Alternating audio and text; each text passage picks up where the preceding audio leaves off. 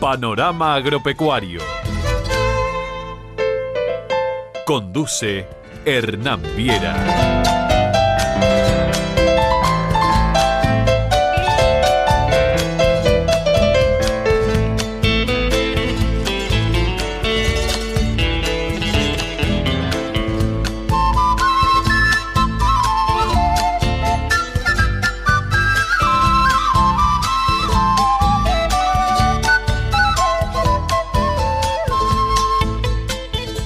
¿Qué tal? ¿Cómo les va? Bienvenidos a Panorama Agropecuario, la cita que tenemos cada semana donde compartimos con todos ustedes las principales informaciones del sector rural. En este programa vamos a hablar del cultivo de colza, una oleaginosa de invierno que viene incrementándose en su superficie a nivel país en forma importante en estos últimos años. Se estima que en este periodo agrícola están implantadas alrededor de 100.000 hectáreas, con una producción potencial del orden de las 150.000 toneladas. Vamos a hablar de aspectos técnicos del cultivo y también de sus enfermedades. También nos vamos a referir a las máquinas pulverizadoras de última generación, una herramienta indispensable para la producción agropecuaria. Temas interesantes entonces para compartir con todos ustedes en este programa de Panorama Agropecuario. Les recuerdo nuestras vías de comunicación, el correo electrónico hernán.viera@sudesteagropecuario.com.ar, o si prefieren comunicarse a través de mensajes de textos, lo pueden hacer al 02266 155 31431. Muchísimas gracias a todos los amigos por comunicar.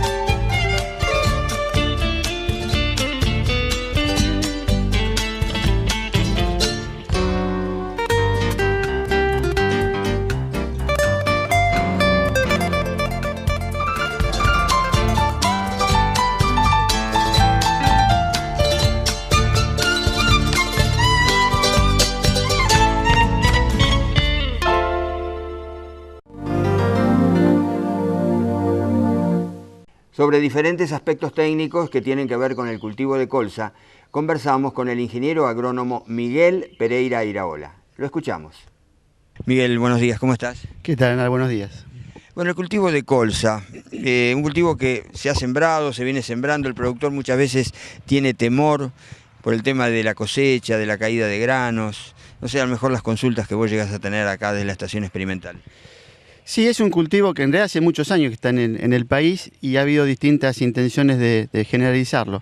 No se conoce mucho a pesar de los años, pero se va conociendo cada vez más. Y el tema puntual de la cosecha que mencionaste, vamos a empezar por la parte final del cultivo. Por suerte se ha mejorado bastante, porque los cultivares que había hace unos cuantos años eran muy dehiscentes, había problemas de caída de semillas cuando estaba llegando a la madurez.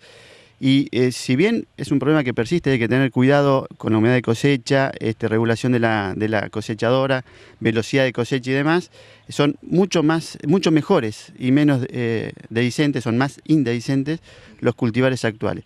De hecho, las recomendaciones iniciales eran hilerar en todos los casos, y yo te diría que hoy no tengo la estadística, pero que la mayor parte de la cosecha se hace con cosecha directa y sin grandes problemas de caída de granos. Hay dos tipos de cultivares o de híbridos, si hay variedades y hay híbridos. Hay invernales y primaverales. Partiendo de la fecha de siembra, varía, es distinta para uno y para otros. Los invernales, al igual que algunos trigos, necesitan acumulación de frío. La fecha de siembra para esta zona yo te diría que es fines de marzo, principios de mes de abril y a lo sumo principios de mayo. Y los cultivos primaverales los podríamos englobar en el mes de mayo. Se podrían llegar a sembrar en junio con algunos problemas de riesgos potenciales de heladas en estado de plántula. Inclusive se está hablando de siembras más primaverales, como los trigos de ciclo corto, en el caso de los primaverales.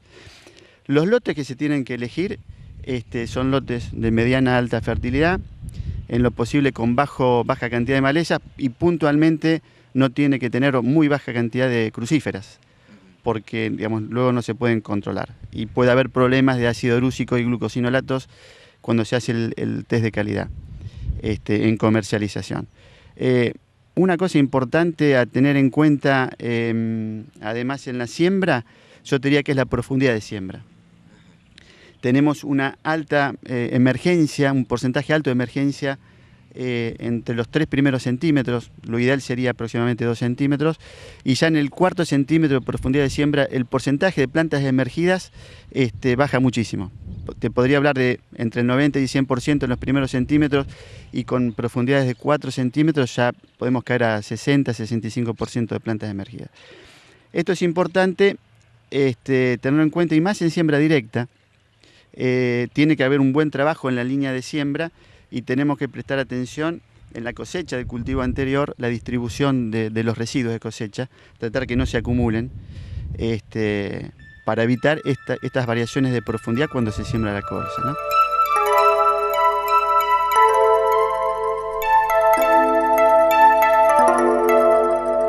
La colza es una especie oleaginosa perteneciente a la familia de las crucíferas. Muchas de las especies de esta familia han sido cultivadas desde hace mucho tiempo, ya que sus raíces, tallos, flores y semillas son comestibles. Figura entre los primeros cultivos aprovechados por el hombre, y hay evidencias de su uso en la India varios siglos antes de Cristo, pasando a China y Japón en el comienzo de la era cristiana. Más tarde se cultivó en Europa, debido a su capacidad para crecer y desarrollar con bajas temperaturas, lo que la hace una de las pocas especies oleaginosas aptas para ser cultivada en zonas templadas y frías.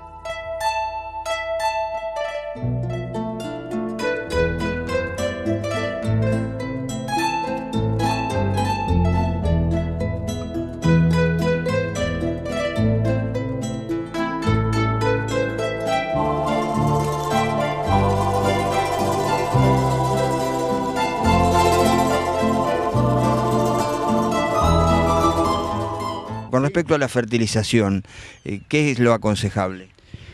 Bueno, en el caso de fósforo, por análisis están las demandas del cultivo, y lo determina obviamente desde el laboratorio con un rendimiento objetivo. Y en el cultivo de colza, parte de nitrógeno y fósforo es un demandante de azufre.